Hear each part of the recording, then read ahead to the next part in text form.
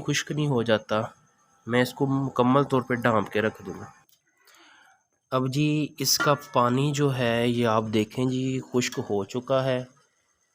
ये पानी मुकम्मल तौर पे इसका अब खुश्क हो चुका है। अब मैं फ़ाइनल जो है इसको आँच को बिल्कुल हल्का कर लूँगा। हल्का करके अब हम इसको दम पे लगा लेंगे। 10 से 15 मिनट हमने इसको दम पे लगाना है और आँच को बिल्कुल स्लो कर लेना है। फाइनली दम जो है ये मुकम्मल तौर पर अच्छी तरह पक चुका है। अब ये आप यहाँ पे देख सकते हैं ये चावल मुकम्मल तौर पे तैयार हैं। इसको आप देख भी सकते हैं ये मुकम्मल तौर पर गल भी चुके हैं और ये बिल्कुल अलग-अलग भी हैं एक दूसरे के साथ। तो बहुत ही प्यारी इसकी खुशबू है, बहुत ही ज़बरदस्त जो है ये चावल बन चुके हैं। अगर आपको हमारी वीडियो पसंद आई हो लाइक करें और हमारे चैनल को सब्सक्राइब कीजिएगा। शुक्रिया।